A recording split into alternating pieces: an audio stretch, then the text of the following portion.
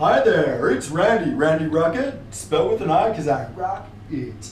I have come for your regular scheduled programming because I'm back due to high demand and I'm here to talk to you about waterproofing and separating your moisture from where we need to. Thank you, I agree, 100%. It is so important. Even my little mate agrees with me. So, we looked at this floor. This is the bathroom that we're on. 130 years old, we found out this house is. The bathroom in here was done about 10 years ago and they put the timber hard up against this wall. So what we've done is we've completely separated it. First things first, we did and dig an entire new foundation all the way around. And you can see here that we've actually cut it in. So we've put our formwork up and around and it's actually underneath all the original foundation. So we underpinned it, the entire strip all the way around the room. As we did that, we actually installed builder's plastic.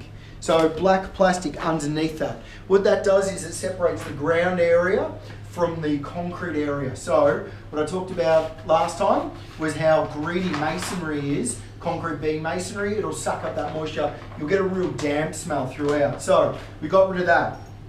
Then what we did was you can see that this is black. We've actually bitumen painted this 3 times. Not once, not twice, but 3 times. We've bitumen painted that. Then we've put timber down, which is treated pine, and we've put a malfoid underneath.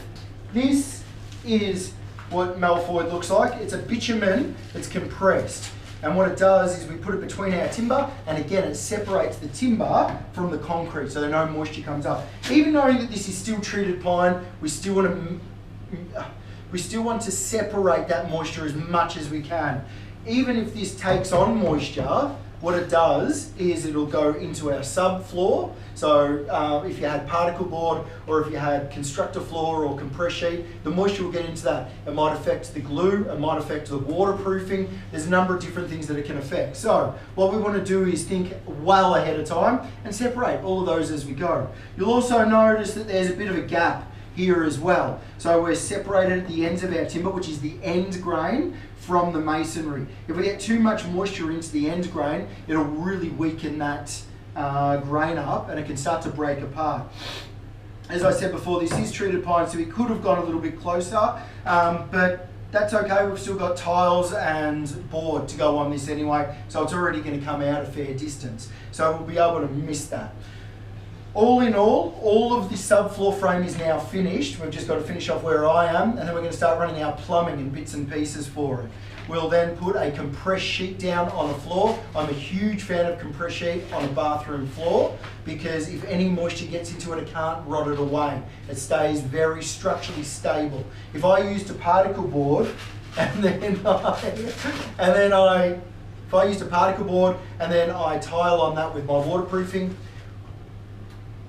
what will end up happening is it'll start to separate if moisture gets into it. Or worse still, if there's too much moisture coming from underneath this floor into that particle board, the particle board will become like dust and particles and just start to break apart. So then the floor will cave in and things like that. We don't want that. Or worse still, it'll separate and move, and then all of our waterproofing will start to split and move away from where it needs to be. So there's a number of different things that we want to take into consideration, looking at the long-term effects of what we're doing now. So, next step is particle board, the next step is flooring on this, so constructor floor or compress sheet, something that is a masonry product for the flooring and that'll hold up really well. And then what we can do is start sheeting these walls and then we can start waterproofing wherever. Thanks for watching. Any questions and queries about subfloor frame, treated pine, separating subfloor areas and structures, then please flick it over and I'll answer it for you best I can whenever I can. Thanks for watching, and like always, stay on real banana peels. I'll see you in the soup.